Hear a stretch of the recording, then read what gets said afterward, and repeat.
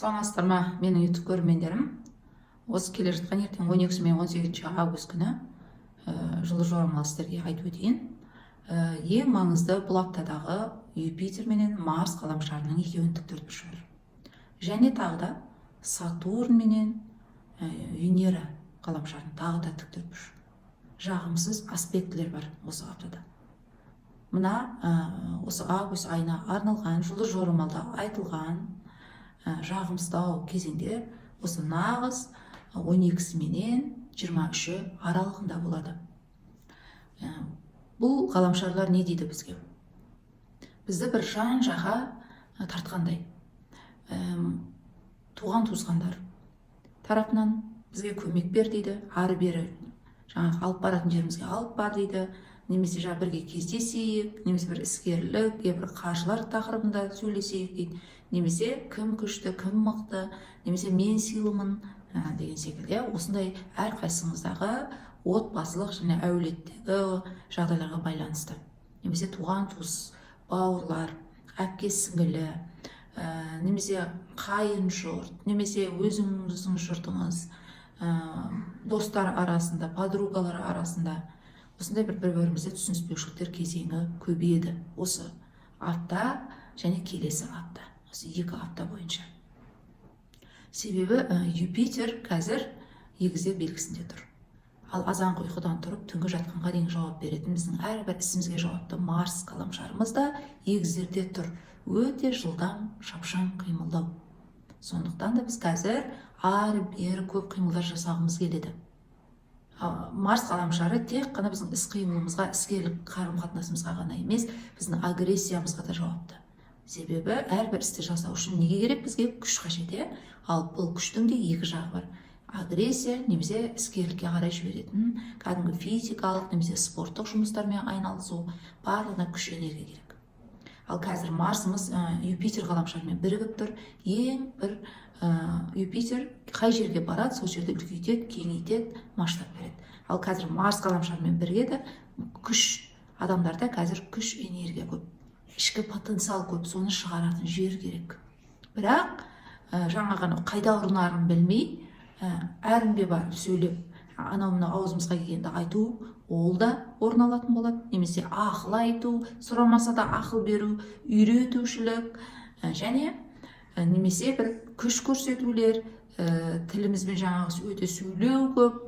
Сондықтан бұл міндетті түрде келіспеушіліктерге алып келеді. Ешкім ішінде сақтап тұрғысы келмейді. Барлық іштеріндегі жиналып қалған жаңағы сөзін, өздерінің бір сізге деген бір өкпе ренішін барлығын шығарғысы келеді. Сондай апта.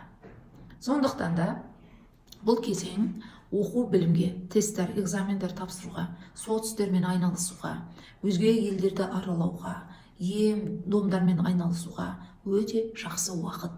Бар күшті соған жұмсаңыздар. Ал жеке қарым-қатынастарды осы 1-2 аптаға сәл тежей тұрыңыздар, шегере тұрыңыздар. Және көп бір іс-әрекеттер жасаған кезеңде қатты күшке салмаңыздар адамдармен қарым-қатынаста. Тілмен қатты сөйлеп адамдар себебі аузыңыздан шыққан сөздің салмағы өте ірі болуы, ұзақ уақытқа дейін соның жүрегімізде, бір-біріміздің миымызда соның орны қалып кетуі. Және тіпті бір-бірімізбенен жаға жылысуға дейін алып барады. Осы кезеңде егер біз аңдамай сөйлеген сөздеріміз. Немесе мемлекет тарапынан да. Себебі бұл жерде Сатурн жауапкершілікті мойынға арту ғаламшары да біздің Венера ғаламшарымыз біздің комфортты сезінуімізге тіктөртбұрыш жағымсыз аспектісін құрып тұр. Ал бұл не? Бұл мемлекет тарапынан келетін.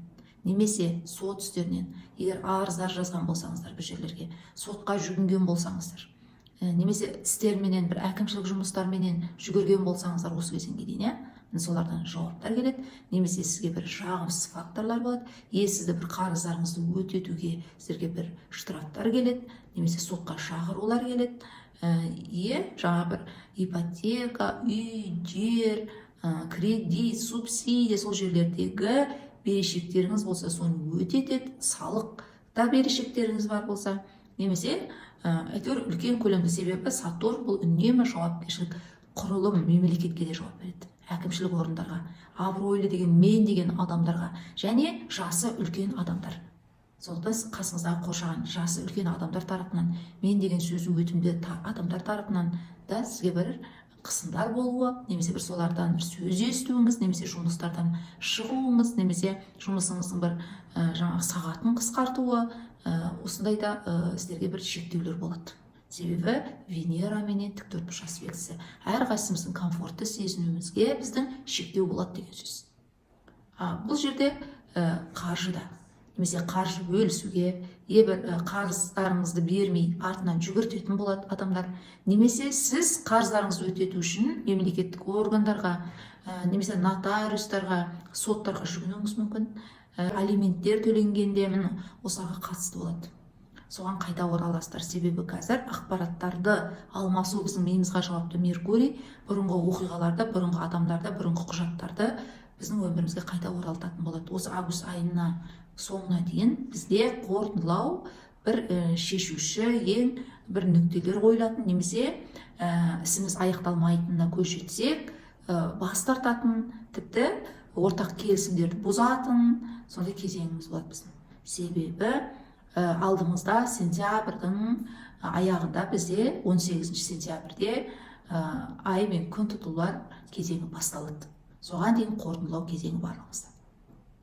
Және бұл аптада ең маңызды қасыңыздағы қарым-қатынас, махаббат қарым-қатынасыңыз да түсініспеушіліктерден сақтаныңыздар. Қыз, жігіт, әйел, күйеу және жұмыс берушілеріңізбен де жұмыстан жаңағы бірден есікті сарт еткізіп жұмыстан шығып кету, осындай да кезеңдерден сақ болыңыздар.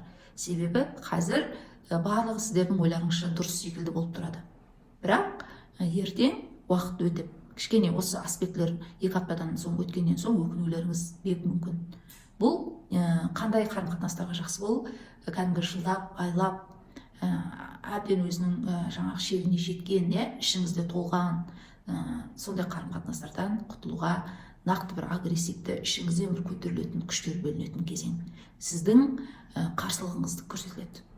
Және өзіңізге өзіңіз өте сенімді боласыз. Себебі Юпитер мен Марс екеуі бірігіп тұр. Өте бір сенімділік. Бірақ тағы да айтып жатырмын, әбден уақыты жеткен істерден құтылуға, қарым-қатынастардан құтылуға, сізді жегідей жеген ішіңізде, сол қарым-қатынастардан құтылуға ішіңізден үлкен бір потенциал күш бөлінетін кезең. Себебі қорытындылау кезеңінің алдындамыз біз. Ал бірақ өздеріңізге жаңағы айлап, жылдап қасыңыздағы серіктеріңізбен сөзге келіп қалудан да сақ болыңыздар. Себебі қазір біздің миымыз Меркурий ғаламшары кері қарай бұрылғандықтан бір басымыз өте бір баяу жұмыс жасайды. Немесе кейде бір қызып кеткендей басымыз. Осындай бір уақыттарымыз біздің. Оның үстіне қазір әлі күн ғаламшары Арыстан белгісінде тұр. Транзитті барлығымызға қатысты. Бұл дегеніміз не? Барлығымыздың басымызда бір тәжіміз бар секілді. Барлығымыз өзімізге өте сенімдіміз. Барлық жерде барлығымыз сыйлы болсақ екен дейміз. Құрметтесе екен бізді дейміз. Махаббатта да дәл солай. Шынымен осы мені жақсы көреді ме, шынымен мені сыйлайды ма, шынымен менің қадіріме жетеді ме, немесе осы туыстарым менің жаңағы жақсылығымды түсінеді ме деген секілді көп сұрақтар туындайды біздің ішімізде, барлығымызда. Тек арыстандар емес, себеп транзитті күн қазір арыстандарда тұр. Бұл дегеніміз барлығымыз осындай халдеміз деген сөз. Бүкіл жер бетіндегі 8 миллиард адам. Басымызда тайжымыз бар сияқты. Оның үстіне Меркурий ғаламшары Арыстан белгісіне қайта бұрылып қазір миымыз, сөйлеуімізде, өз-өзімізді ұстауымыз, сөйлеу мәнерімізде өзімізге деген сенімділігіміз өте мықты қазір. Тіліміздің ұшында жаңағы тез сөз қайтару, бірімізбен сөзбен ілінісіп қалулар көп. Себебі егіздер белгісінде Марс тұр.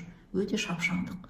Мидың тез жұмыс жасауы және тілдің тез қимыл жасауы. Оның үстіне жаңағыны айттым, Юпитер ғаламшары үлкейтіп масштаб беріп тұр.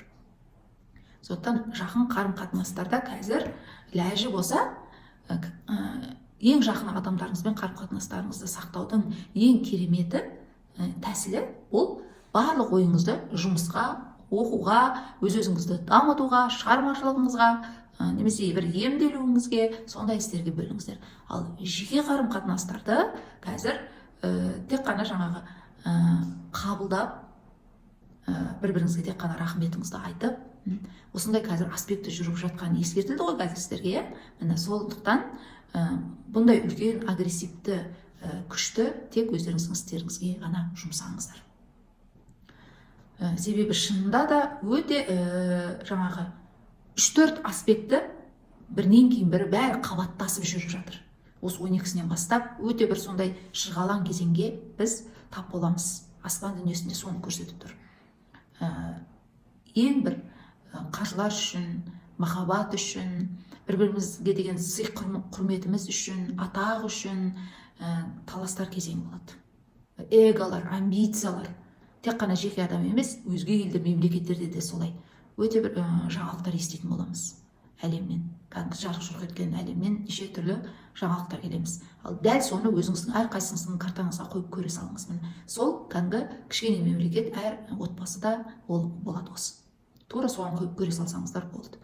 Қазір жағымсыздау аспекті өте көп аспан денесінде. Және барлығымыз өзімізге өте сенімдіміз. Шынында да бұл жаңағы менің дамуыма, немесе менің бүкіл көзқарасыма, өзімді сыйлауыма өте кедергі келтіреді. Бұндай қарым-қатынастардан құтылуым керек деген адамдар көбейді қазір.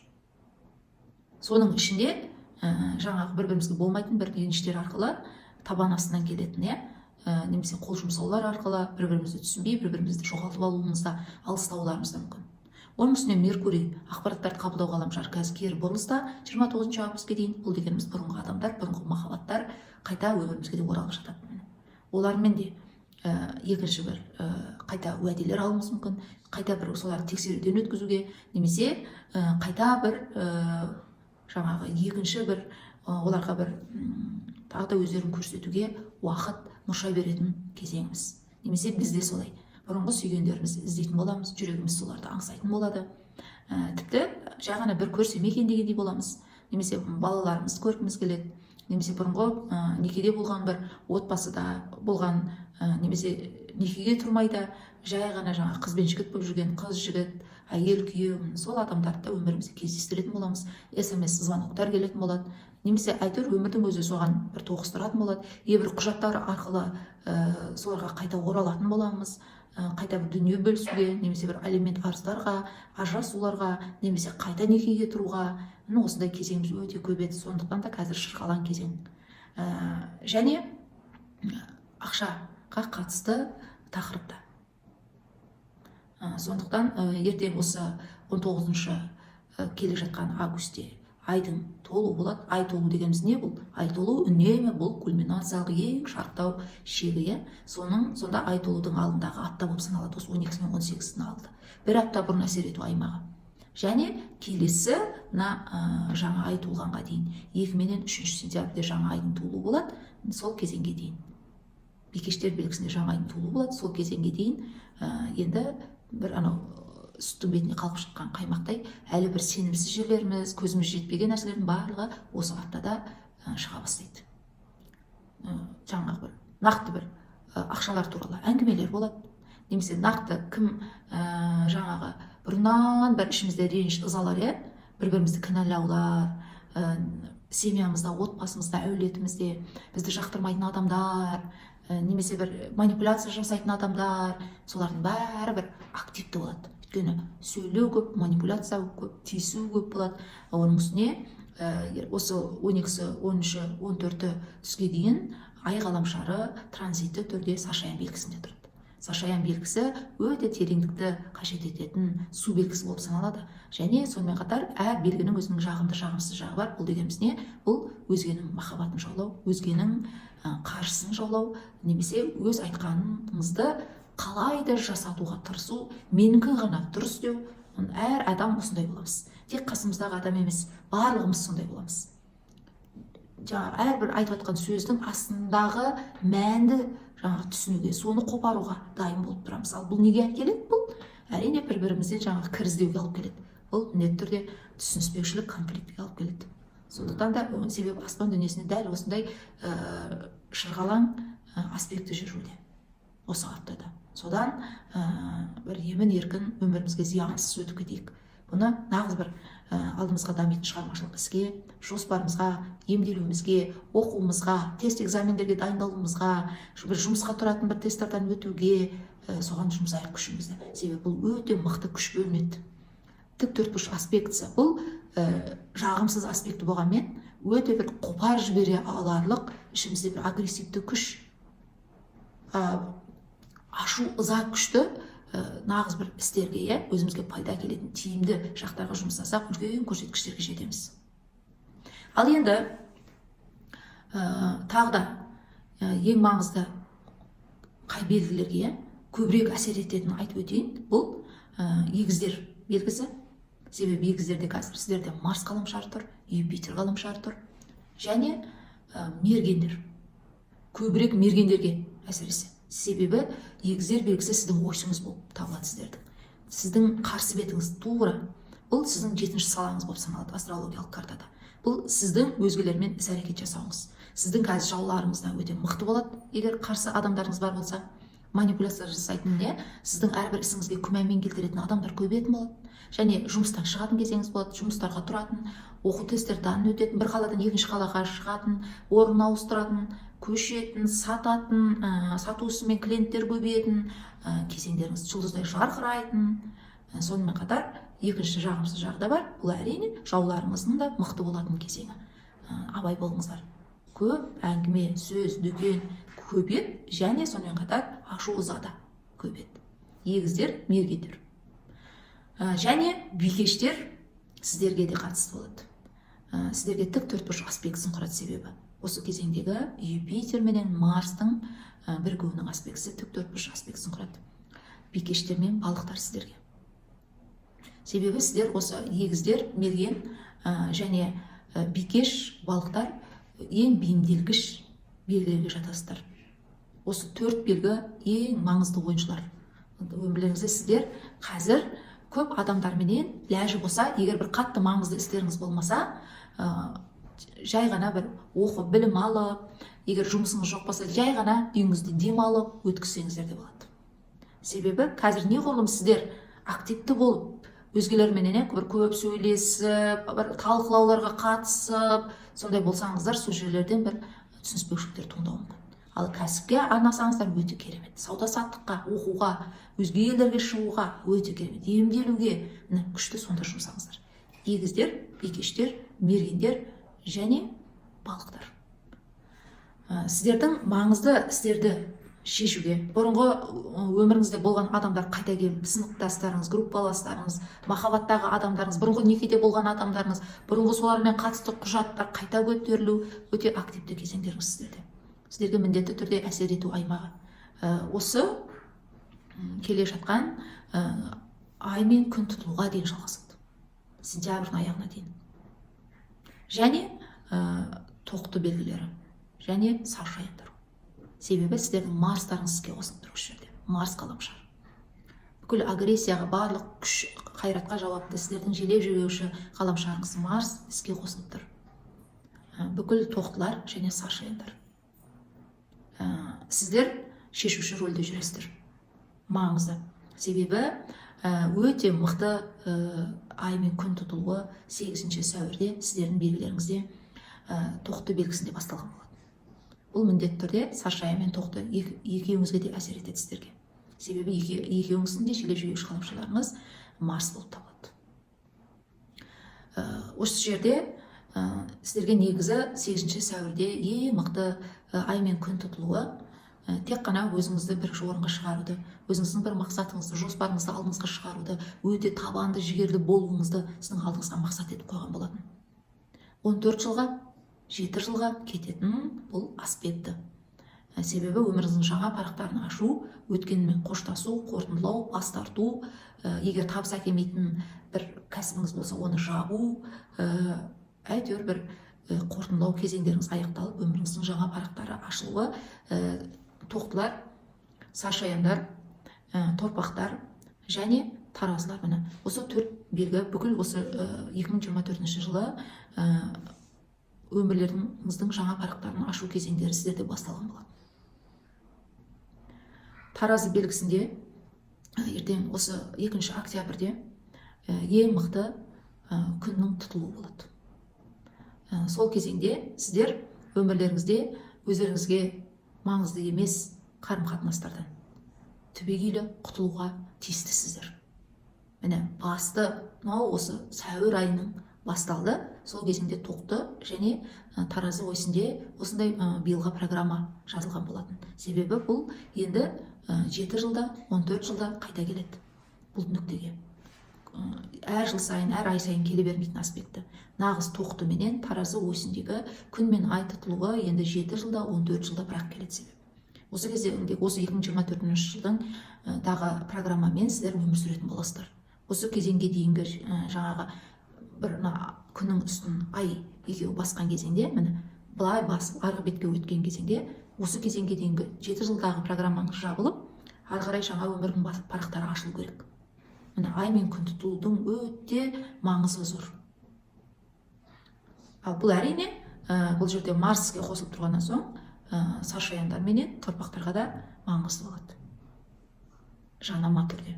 Ебір үй салу, ебір ипотекалар алу өміріңізде ең маңызды, ебір бала жоспарлау, ебір үйлену, некеге тұру, сондай кезеңдеріңіз болады.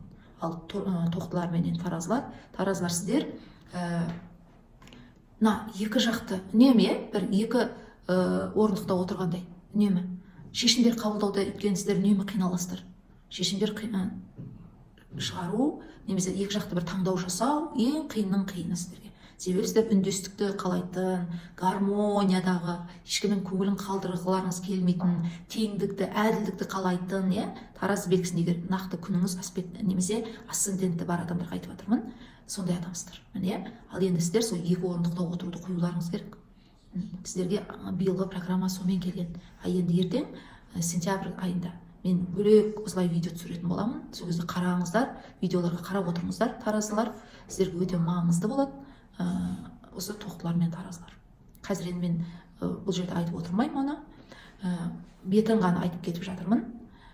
Соның осы аптада 12 мен 18 августте соның жаңа жылт етіп көрінген сол кезеңде қандай тақырыптар келу керек екені байқап өтетін боласыздар, көрінеді. Соған өте ұқыпты болыңыздар. Бір өздеріңіздің үстеріңізден қарап, кәдімгі бір қарап тұрғандай, сондай өздеріңіздің өмірлеріңізге қарап тұрғандай жоғарыдан. Сондай сәтте, сондай өздеріңіз қаліпте болыңыздар. Сонда үлкен бір өмірлеріңіздегі бір ұрыс керістерден, жағымсыз факторлардан жай ғана өтіп кетесіздер. Сіздерге ол әсер етпейтін болады. Кәдімгі танк сияқты алдыға ғана қарап, тек өз ісіңізбен ғана осылай ғана жүріп өтіп кетесіздер. Себебі майда шүйдеге көңіл бөлмейтін боласыздар. Оның үстіне қазір ескертіліп тұр ғой, 12 мен 18 августте абай болыңыздар. Бірінен кейін бірі қабаттасқан жағымсыз аспектілер бар. Бұл үлкен күш. Бұны ең маңыздыңызды өміріңіздегі ең маңызды бір жаңағы этаптан екінші этапқа өту. Немесе құтыламай жүрген құтыламай өміріңізден жүрген бір ауруларыңыздан. Құтыламай бір жылдап құтыламай жүрген ипотекаңыздан. Жылдап басыңызға бірінен кейін бірі төлемей үстінен штрафтар төленіп кетті. Әйтір бір-біріне осылай кеткен бір-біріне жалғасып кеткен бір кредиттеріңіз, сондайлардан құтылуға. Немесе үнемі сізге бір күмәнмен қарайтын достарыңыз болса, үнемі сізді әйтеуір бір кіріздеп отыратын бір туыстарыңыз бар болса, немесе жылдап бір манипуляцияда қарым-қатынас, махаббат қарым-қатынасында жүрсеңіз, солардан құтылуға керемет кезең. Міне осы 12 мен 18-дегі аспекті соған алып келіп тұр. Соған күш беріледі құтылуға. Және ең болмағанда үйіңіздегі бүкіл керек емес затыңыздың бәрін шығарып тастап, өртейсіз. Бүкіл жаңағы жылдап қолданбайтын, тек қана қонақ келгенде ғана күтем дейтін посудаларыңызды шығарып, құрсыншы өзім үшін өмір сүріп жатырмын ғой, өзім үшін қолданайыншы осы әдемі заттарымды деп, мүмкін сондай шешімге келесіз. Немесе жылдап темекі шегіп, немесе бір жағымсыз істермен айналысып, мүмкін енді содан бас тартуға өзіңіз бір шешім қабылдайсыз. Әйтеуір осындай ең бір адамның ішінен жарып шыққан, осындай бір аспекті жағымсыз болғанмен күші өте зор. Осы 12-18 аралығында. Және тағы да айтып кетейін, арыстандар менен сойғыштар. Сіздерге де өте әсері жоғары болады бұл аптада. Себебі күнсіздерде тұр арыстандар, әлі де туылған күндеріңізді атап өтіп жатырсыздар, туылған күндеріңізбен өтіп жатқан. Және сойғыштар себебі сіздерде қазір Плутон трансформация ғаламшар тұр. Арыстандар сіздердің қарсы беттеріңіз. Тіпті бұл сойғыштардан гөрі арыстандарға өте көбірек әсер етеді. Себебі сіздің тура қарсы бетіңіз сойғыштар болып табылады, құрметті арыстандар.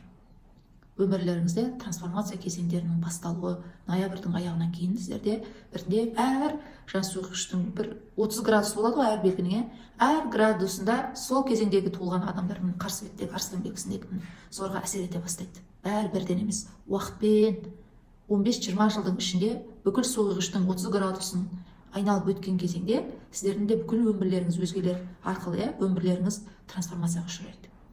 Өзге адамға айналасыздар арыстандар. Себебі жетінші салаларыңыз болып табылады сойғыш. Тура сіздің ойсыңыз, тура сіздің қарсы бетіңіз. Сізге келетін қаржылар өзгереді, сіздің жұмысыңыз өзгереді, сіздің махаббат адамдарыңыз өзгереді. Себебі жетінші сала бүкіл сіздің партнеріңіз, жұмысыңыз, сізге келетін қаржылар, сіздің араласатын адамдарыңызбен сол жердің бәрі трансформацияланады. Трансформациялану дегеніміз не бұл? Бұл өзіңізге маңызды деген осы кезеңге дейінгі программалардың бәрі қайта қаралады. Керек емес тозығы жеткен дүниелердің бәрі жоққа айналады. Себебі Плутон, не дейді Плутон? Сойғыштар сіздердің бірінші салаларыңызда тұрады. Не дейді осы Плутон, сойғыштар сіздерге? Дейді, өз өміріңді қолыңа алып, бүкіл өміріңді трансформацияла дейді. Болмаса, себебі не бұл? Өлім мен өмір ғаламшар болып табылады, трансформациялық. Болмаса, жаңағы оқиғалар арқылы келіп, мен сені жоямын дейді. Сондықтан өзіңді жоюға жол берме дейді. Сол үшін не істейсің дейді. Бір қатты кредиттерге кіріп кету. Бір кәдімгідей бір үлкен бір үйіңіз өртеніп кету. Немесе 30 жылдап, 20 жылдап тұрған некеңіздің бұзылуы. Немесе жылдап, 10 жылдап, 20 жылдап сізге табыс әкелген кәсібіңіздің енді бірден тоқырауға ұшырауы. Немесе содан бас тартуыңыз. Немесе жабуыңыз. Өміріңізге трансформациялайтын балаңыздың, сіздің денсаулығыңызға қатысты оқиғалар. Әйтеуір осындай бір сіздерге трансформациялық арыстандар мен сойғыштармен сіздерге де программа. Және осы 12-сі мен 18-інде де Плутон ғаламшары іске асады. Бұл әсіресе мына 18-нен соң айдың толуы болады 19-на, сонан соң Плутон мен Венераның бірігуі болады. Үлкен қаржылар, үлкен істер, үлкен кәсіп, үлкен бизнес, үлкен бір емделулер, әйтеуір не болмасын үлкен көлемде сондай бір оқиғалар талқылайтын боласыздар, бір үлкен қаржылармен операциялар жасайтын боласыздар, бісмілда деп бір іске кірісетін боласыздар. Өмірлеріңізде сондай оқиғалар болады. Сойғыш және арыстандар.